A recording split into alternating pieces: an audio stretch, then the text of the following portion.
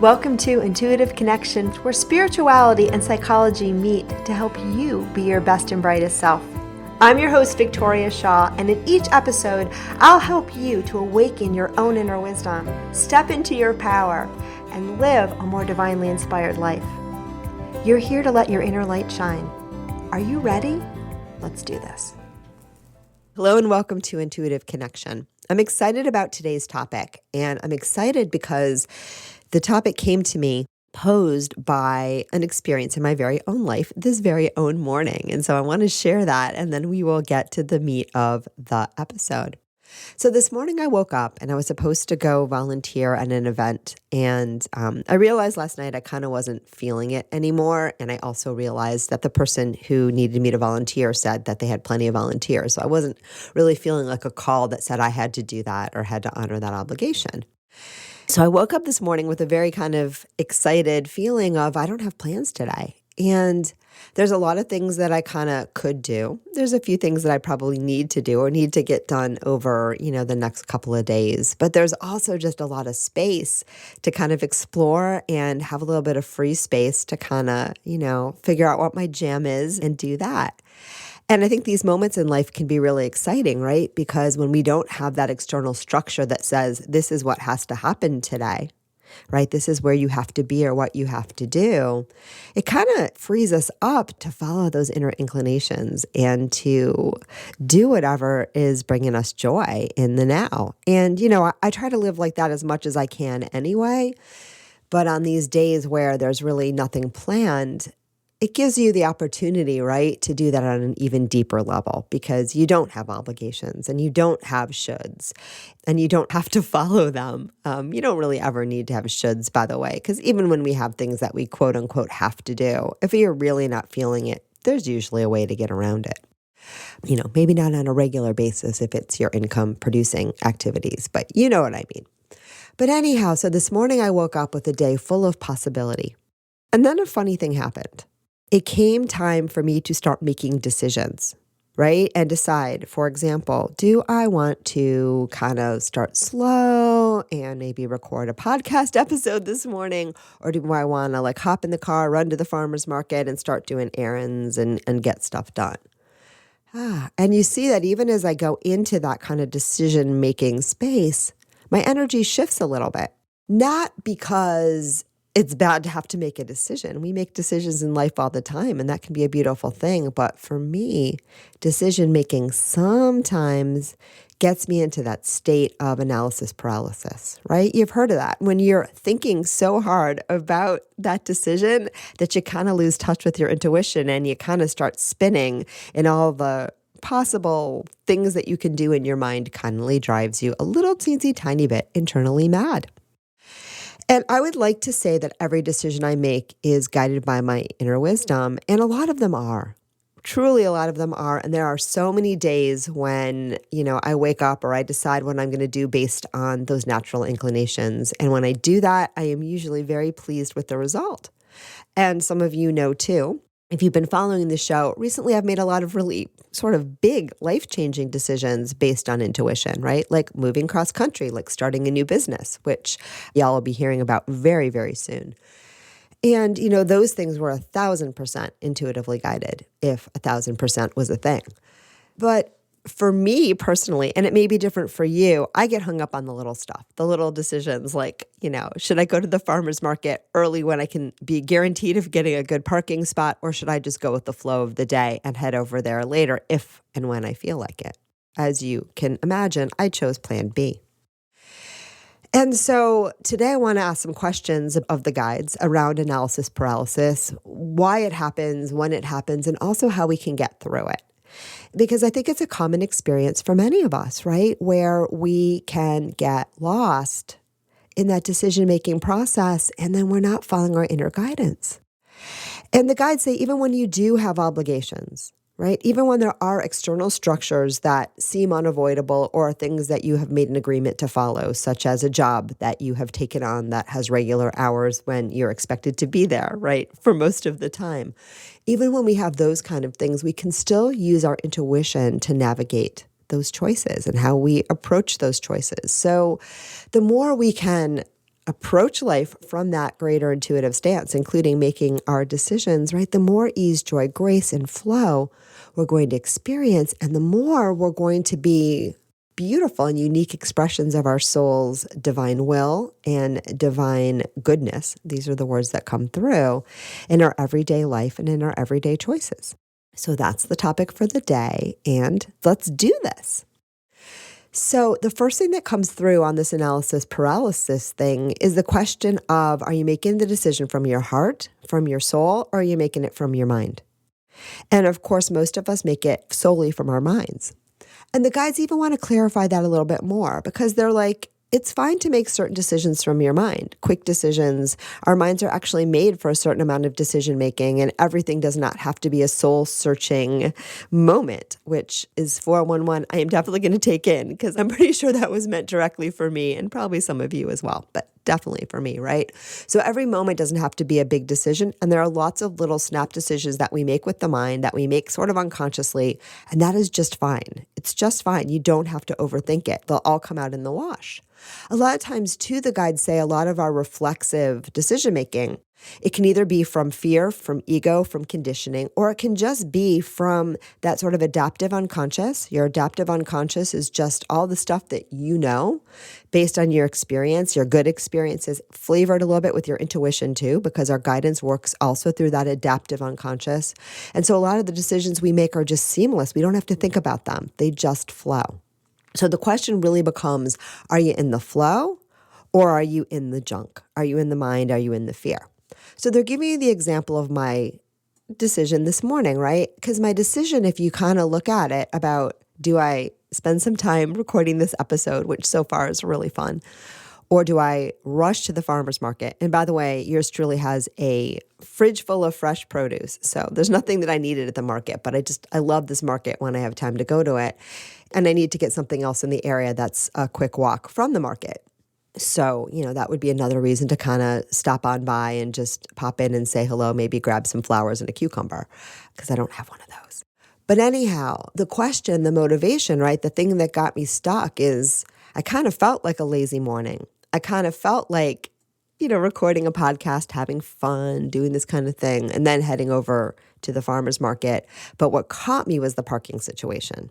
Because a lot of times, if I don't get there right around 9 o'clock, it gets to be a little bit of a zoo, right? And so it was the fear of not finding a parking spot that kind of sent everything into analysis paralysis, right? And then, of course, the fear, if I get there and I can't find a spot, it's going to be annoying and I should have gone earlier, and taking a breath. And the guide says this is an example of the ways in which sometimes we make a fear-based choice that doesn't really serve our highest and greatest purpose, our highest and greatest needs, right? And they're saying, for me in this situation, and sometimes they like to talk about me in the third person, which is what they're doing in my head right now. They say for Victoria in this moment, she was thinking there was a bunch of different things she wanted to do. And then she went into the mind and the fear strategizing, well, what makes the most sense externally? Externally, what makes the most sense here?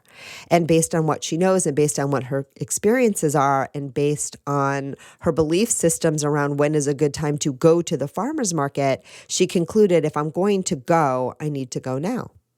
And how many of us have made a decision like that, right? Where you have learned that, and some of these are just things we learn from our parents. Like if you're going to go to brunch, it's got to be before 11 o'clock because after 11 o'clock, brunch is just too crowded. Or, brunch can't really be before noon because, only the losers go at 11 o'clock. Whatever your belief systems are, right? Breathe again. A lot of times these are fear-based and they are limited. Now, does this mean we can't be practical and know that it's way easier to find a parking space if I get to the farmer's market at 9 o'clock versus if I get there at 11? Sure. But we also have to know that because I have that decision point, because I have that belief system rather in my head, right, it's also going to be more accurate. I have, in fact, gone to several farmers markets, including this one later in the morning. And guess what, friends? I did eventually find a spot. Moreover, in this case, I'm probably going to park a little further away near the other store I need to go and walk over because I don't need to buy a bunch of stuff. So again, if I felt into the problem, there might not be a problem there at all. So the question then becomes, are we making a choice and a decision in the energy of fear, worry, restriction, scarcity, ego? Or are we making it from a place of joy, trust, love, expansion, and intuition? And we avoid analysis paralysis, or we can just bypass it, because avoid is one of those words that to me kind of reinforces the problem. But we can bypass that more and more when we start to make those choices grounded in the energy of joy, the energy of, hey, what do I want? What feels right for me right now? It doesn't mean that you can't sometimes consider certain factors, but again, oftentimes the mind will come in with rules in order to generalize based on experience, protect us, give us like the right answer next time. So, one time you fly in the evening and the flight's delayed and you say, well, next time I'm going to fly first thing in the morning to always avoid an evening flight. And that's not necessarily a bad thing. I'm sure there are statistics that say later in the day, flights are more likely to be delayed, right? But it's not the only factor. And it doesn't mean every evening flight's going to be delayed. And it doesn't mean that you can't find a way through those kind of things if it really suits your needs to fly out later in the day. And it's also important, again, that what we focus on grows. So if you have a very strong belief, my afternoon flights will always be delayed, guess what you are more likely to experience? It's true, because that's how the law of attraction works. So making decisions really from that soul-guided, love-based, intuitive place means that we agree to hold some of these things that we quote unquote know out there, but not get ourselves limited by them, not get yourself buried down by them. And the guides say the real trick to learning to bypass analysis paralysis, right, is learning to listen to your gut, learning to tune into your intuition, and learning to kind of know what feels good so you can follow that. So I want to ask them a little bit more about that, because since this is a podcast about intuition, I'm loving that answer. So I'm going to tune in a little bit more deeply. And they're going back to me and they said, Victoria, when you woke up this morning, right, you kind of knew what you wanted to do. You kind of saw the farmer's market. You kind of saw maybe going into La Jolla, walking around, checking out the mattress store. I need to buy some mattresses for my new business venture, which we'll talk about very, very soon. And, I needed to do some kinds of things. And the guides were even calling me on the word need, because I didn't need to, but I was feeling like that could be a good, productive, and also reasonably fun and enjoyable thing to do today. Although as I say it now, my energy constricts a little, so it might not be fun at all. But whatever, I started to think about those things. And then I started to think about, and here's where it gets tricky, what I should do. What should I do? And the word should to me is always a little bit of a reminder that I've gone into my ego, into my programming, into my mind, right? Because there's no shoulds with our intuition. Our intuition will always give us what is the most aligned choice in the now. And that really has nothing to do with what we should do, because your intuition doesn't care what you should do. And in fact, if you change the decision points, right? If you change the inclinations, if you change the circumstances even a little bit, that answer could change. So some of you also have heard me say that I struggle with answering yes or no questions for myself, whether it be through a pendulum or muscle testing. Like in those, I often flip a coin. I have a coin app on my phone that I often flip. True story. When I have to make a quick yes or no decision, because that for me is where I get stuck. And one of the things that the guides have been showing me around this again and again is that those decision points, that yes or no question, they change. So for example, I'll ask, should I go hiking on the trails today or should I go walking at the beach, right? And I'll think about it a certain way and I'll get beach. And then I'll think about it a different way and I'll get trails. Now, it could be, and it probably is, that question that I'm asking is sort of like apples to oranges, and they're both really good choices. And so a lot of times our yes and no's are kind of like both, they're ands, they're not ors. And, oh, wow, that's actually huge. And so the first kind of thing to tune into when we're making a choice is there may not be a best choice. There may really be like, what do you feel like doing today? Because there's an infinite number of paths that we can take in life, being for small decisions or also really big ones. And it's not always a life or death either or situation. And the guides are showing me, and I love this so much, I can't even tell you, that is when we get into that either or life or death kind of energy, be it a big decision like, should I marry him now? Or a little decision like beach or trails. that we get into ego and scarcity, right? Because we think if I don't make the right decision now, oh my God, it'll all unfold. So today, going back to the decision I had to make, farmer's market right away, or maybe farmer's market later on, if I can find ease, joy, and grace in a parking spot, right? It wasn't really an either or big life or death decision. It was kind of a maybe and, right? There were many different ways to go. And so putting it into what's the best choice in this particular case was actually setting me up to fail, setting me up to make it a much bigger deal than it was, rather than tuning into what do I feel like doing now, knowing that either choice is equally optimal. You got that? So one of the obstacles, just to summarize, when making a decision big or small, is to believe it's a life or death, either or. And if I don't get it right, in this moment, the results will be catastrophic. And oftentimes that's not the case. In fact, usually that's not the case. There are very few, catastrophically oriented questions that we make. And the guides say, and I'm sure we're going to come back to this again, but the guides say, even if you make a decision, right, that ends in quote unquote catastrophe, there's always a way home. There's always a way through. And, you always make that choice in good faith. And it's okay. It's okay because each and every moment is a new opportunity to reinvent, to recreate, to reboot, and to make another series of choices and to reconnect with the energy of love, joy, grace, ease, spirit, soul. So you can make that aligned choice in the next moment and get yourself right back on track. There are really no catastrophic mistakes, right? It's only the mind that tells us that, and the world and the conditioning, right? So that's the first thing to know. So just moving into that. Again, it doesn't mean that you always just leap off a cliff and say like, wow, I always have a parachute. Because if you don't have a parachute, don't leap off a cliff. And even if you do have a parachute, don't leap off a cliff unless you really know what you're doing. If you've given some attention and meditation to it, all right? I would say in general, just don't jump off a cliff, okay? But anyhow, I hope I don't need a stronger disclaimer on that one. I think we're all clear. But anyhow, what I am saying is that when we look at everything from that fear-based energy, even those little choices, but especially the big ones, it takes us out of our soul, it takes us out of our spirit, it takes us out of our intuition, and it takes us back to fear. So going back to my decision this morning, it was just a fun choice of what would I rather do. And the particular conditioning that came up for me was that as a child, I know I was held responsible for every decision that I made. And then a lot of times if something went wrong, rather than a supportive, like, oh, that's okay, it was like, well, if you're complaining that you're cold, it's like, well, why didn't you bring a jacket? Right? And sometimes a 4-year-old doesn't think to bring a jacket. So we'll let that little bit of my childhood go. And I'm going to give my inner child a big, huge hug right now. My inner 4-year-old is just loving that. And you can do that as well with yours if she's ever getting activated, or he. But the deal is, right, I know that there's a certain part of my conditioning that makes these little decisions hard.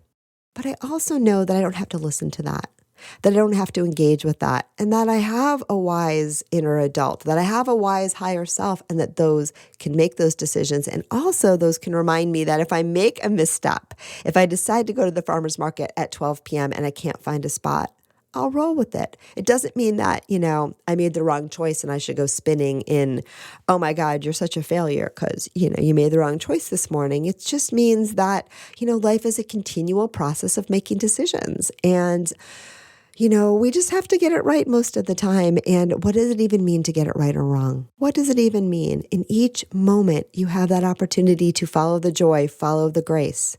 And when you're doing that, right, the individual decisions, what you do rather, won't make that much difference. It won't be that important because even a step of getting to the farmer's market at the wrong time, it can send you into analysis paralysis and self-judgment saying, I should have, I would have, I could have, how do I avoid this happening again? Oh my gosh, Or it can send you into a moment of, let me tune into my intuition. Hey, maybe this isn't the time to go. Maybe I just need to relax a second and a spot will appear. Maybe, I don't really need those cucumbers today, right?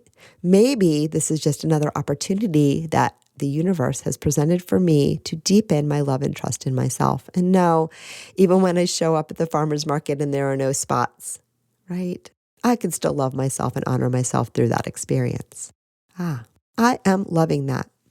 So the second real piece of that analysis paralysis is to become aware gently gently, of any conditioning you have around making decisions. And if you were like me, someone that just a lot of responsibility was put on you early on with kind of high stakes for getting it wrong. And that can be, my experience of my childhood.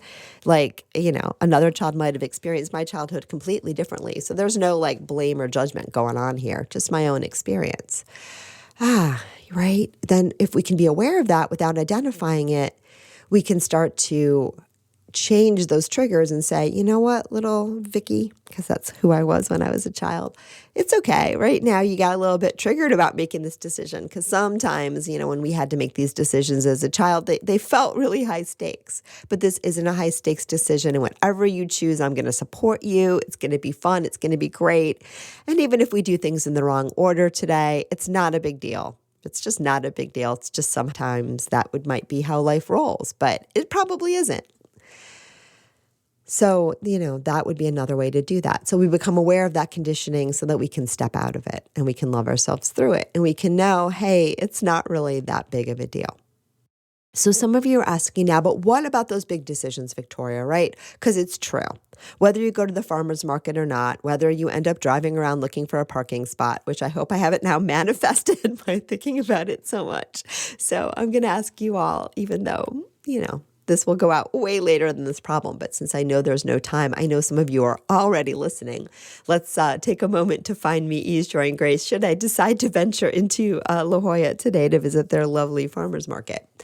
But anyhow, some of you are asking, what about those big decisions? Like, how do we avoid analysis paralysis there when it really is life or death, when it really does matter?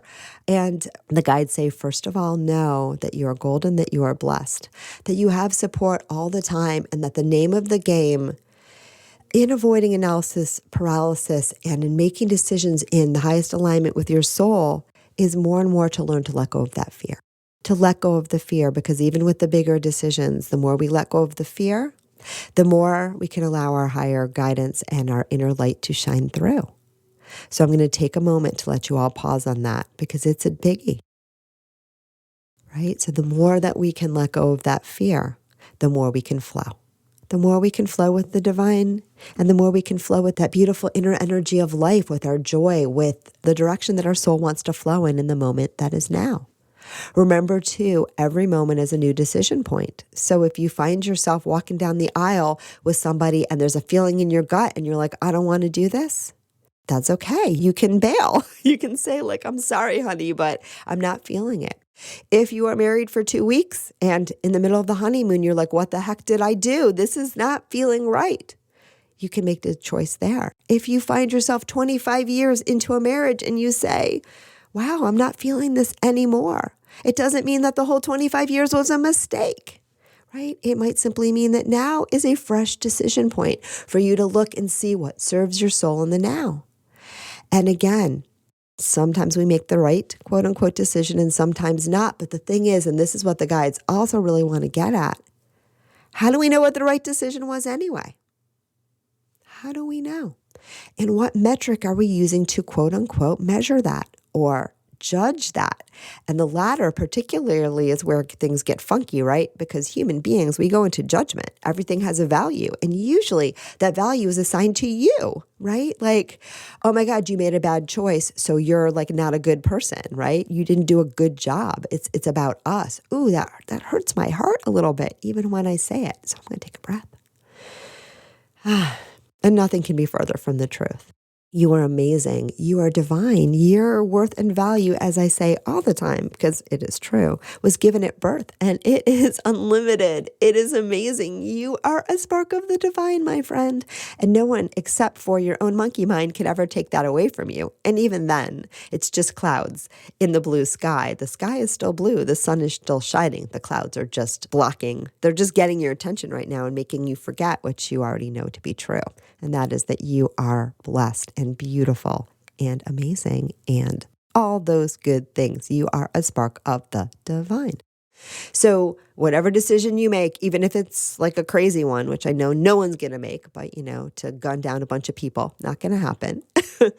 But even if you make that decision on the other side, when you come back home and you are reviewing the choices that you made in this life, they will be reviewed with great love, great understanding, right? And you may be held responsible. You may learn from that, but you will never, ever, ever be judged.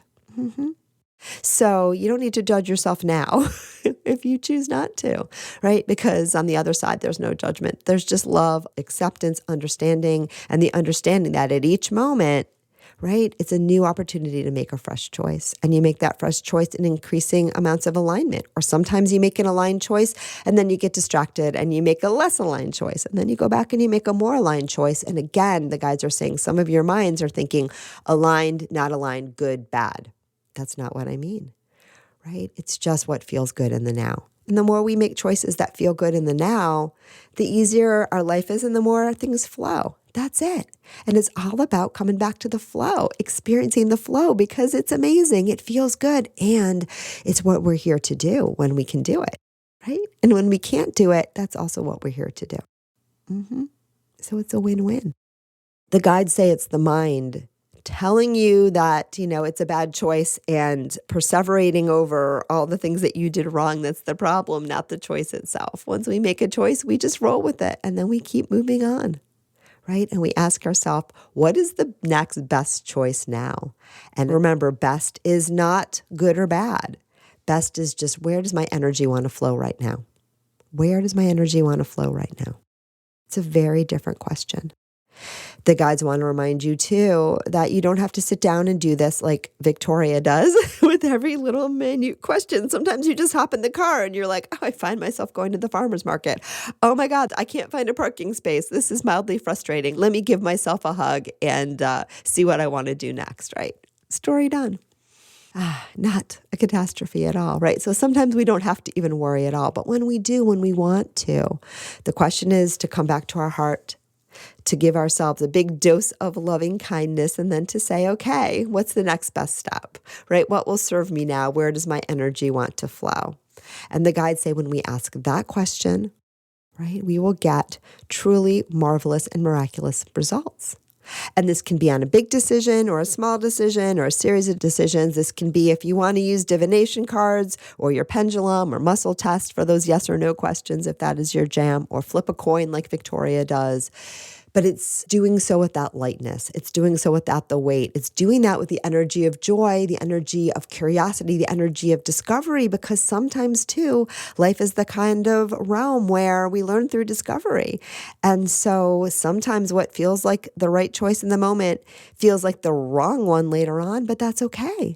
That's okay because it's part of the process. It's part of what we've chosen to learn from and to learn through, right? And we don't need to have any judgment at all. So as we start to wrap up, because I've been talking about this for a while, and I really love what came through. So I just want to express some gratitude to the guides and to all of you for being the audience. So I get to do this and I get to hear this stuff. I would do it on my own anyway, but it's so much fun to do it with you. I think the takeaway message here more and more is that the more we can release judgment, fear, scarcity, and just allow our energy to flow and to have that joy and fun with our decisions and the joy and fun with life itself, and understanding that really, truly no decision is life or death. And even when it is, you're going to be loved through that. But most of them are not. And they say even if it is life or death, that the same rules apply. I think that's the way to go. And that analysis paralysis comes when we not only overthink, but we overthink from a place of fear, from a place of scarcity, from a place of judgment. And then in so doing, we lose touch with that beautiful thread of our intuition, of our divine essence, of our highest guidance that will always show us where our energy wants to flow in the now. And I love that. They're also saying, again, whatever tools that you want to make in making those big decisions, you go for that. And don't worry too, because sometimes we like to get a second opinion. That is fine too. Actually, I'd like to cut that last little bit, I think. I'm going to kind of go back to the flow. You know what the guides say about that? The guides say, Victoria, how about rolling with your mistakes in an episode around making decisions? I love that. I love that. All right. I guess we're leaving that in. But anyhow, those of you who don't know this, I have a beautiful editor who edits and makes these episodes sound just, beautiful and flowing. So that was a conversation to her. But anyhow, let me go back to the flow and the thread. So when we are talking about decisions and analysis paralysis, the guides want to leave us with just a couple of little tips. Number one, always know that every decision you make is divine. It's golden. And even the mistakes, and we've talked about this before in other episodes, even the mistakes are golden. And in each moment, you have a new moment to reconnect and, redirect and make a fresh new start, right? And even when it doesn't feel like it, that is always the case. And that's always how your soul understands it. Number two, there's no judgment. And whatever choices you make in the now, whether they be big or small, on the other side, no one is judging you. No one is blaming you. No one is saying, oh my God, I can't believe she did that. That is all you. That is all your humanness. That is all your monkey mind. That is all the conditioning that you have gained from this world. And you have a choice whether or not to listen to it. You really do. And more we can learn to tune that out or to give it less credence and to love ourselves through it when it's getting really, really loud. And it does sometimes. So give yourself a big hug and know you're okay and that, all is well. The third piece that comes through too is remember too that the choices that we make, every choice is not super important, and we make 1,000 choices a day that we don't even think about. Whether you walk right or left, whether you take the stairs one or two at a time, whether you take one or two sips of your tea, right? A lot of these things we just do reflexively, and you really, that's fine. Don't worry. And sometimes you do something reflexive and you're like, wait, what did I just do? And you recorrect. And that's sort of how life flows. So allow your decisions, big and small, just to remember that life is a series of millions of decisions, and you don't have to get everyone right. You don't have to get everyone right. And all you really have to do is redirect, reorient, love yourself in the now, and set the intention as much as you can to flow with the energy of love, joy, peace, allowing, expansion, and in service of your highest and greatest good. Not because there's a right or a wrong way. And if you don't get the highest and greatest good, whatever that is, because it's a hierarchy, you're going to fail. There's no hierarchy. All is well. But just because the more we can be joy in our lives and have joy flow and ease through our decisions, the more we're going to enjoy ourselves, right? And sometimes doing that means we let go of the right or wrong, that decision point altogether. We let go of the drama and we just allow ourselves to do whatever we want and have fun with that too. So that is the message that I will take away today as I have my freeform Sunday, and maybe now I'll head to the farmer's market. Who knows? I hope this was as helpful for you as it was for me. And yeah, I can't wait to hear what you all think.